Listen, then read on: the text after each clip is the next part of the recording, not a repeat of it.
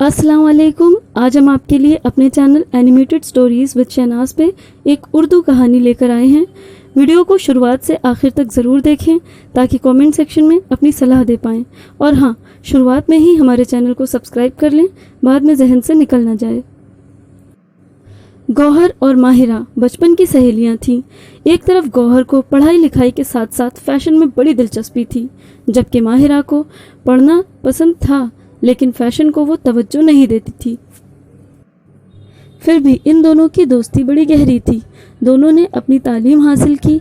पढ़ाई मुकम्मल होने से पहले ही माहिरा का रिश्ता पक्का हो गया और जल्द ही यासीन और माहिरा का निकाह हो गया। गौहर को निकाह करने वाली बात कम समझ में आती थी। लड़कों के साथ घूमना, बात करना, ये सब उसको ज़्यादा पसंद आता था।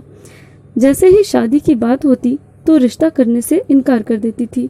उसे यूं ही घूमना फिरना और महंगे गिफ्ट्स लेना, इन्हीं सब का चस्का लग चुका था। इधर माहिरा अपनी ज़िंदगी खुशगवार बनाने में लगी हुई थी और उधर गौहर कुफ्र में मुब्तला हो चुकी थी। माहिरा को अल्लाह पाक ने 2 औलादों से नवाज दिया। जब गौहर उसके दूसरे बच्चे के फंक्शन में घर गई तो उसने यासीन में दिलचस्पी दिखाई। क्योंकि गौहर फैशनेबल लड़की थी, अपनी खूबसूरती पे हज़ारों रुपए खर्च किया करती थी, तो उसकी तरफ लड़के आसानी से अट्रैक्ट हो जाया करते थे। ऐसा ही कुछ यासीन के साथ भी हुआ। यासीन और गौहर ने घूमना फिरना शुरू कर दिया। जब गौहर घर आती तो माहिरा को ज़रा भी शक ना होता था। माहिरा उसे अपनी सच्ची हमदर्द समझा करती थी, लेकिन नहीं जानती थी कि दोनों उसकी पीठ पे छुरा भोंक रहे हैं।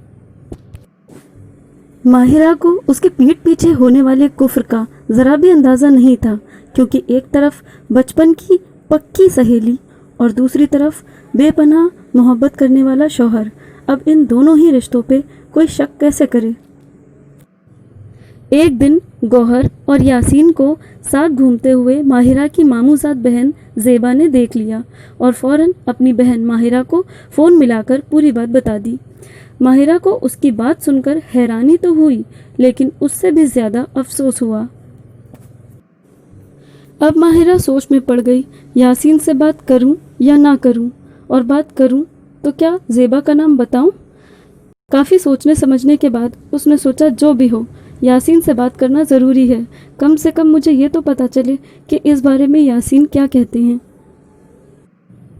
जब यासीन घर लौटकर आए तो उसने ज़ेबा से सुनी हुई बात उन्हें बताकर उनसे पूछ लिया, क्या आप गौहर को चाहने लगे हैं।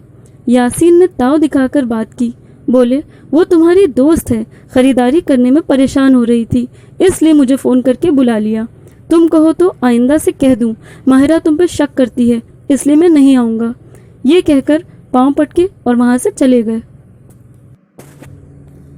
माहिरा ने अपने मन में सोचा, दोस्त तो मेरी है, ख़रीदारी करने में परेशान हो रही थी तो मुझको बुलाती ना, मैं उसकी ख़रीदारी ज़्यादा अच्छे से करा देती, या फिर मेरे शौहर कराएंगे। हद है।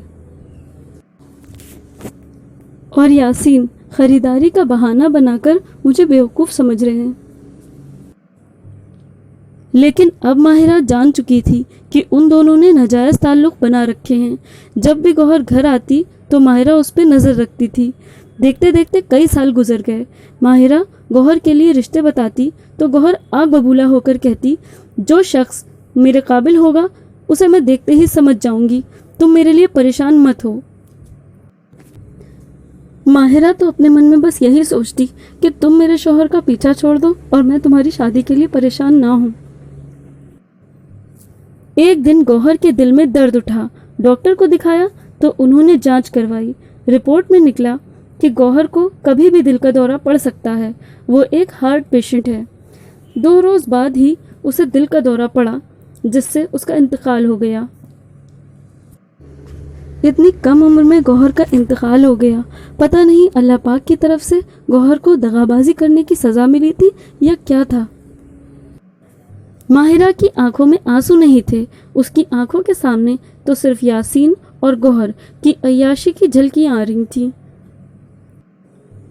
जिस दोस्त पे माहिरा जान छिड़कती थी, आज उसी के इंतकाल पे खामोश बैठी थी और अफसोस भी नहीं था।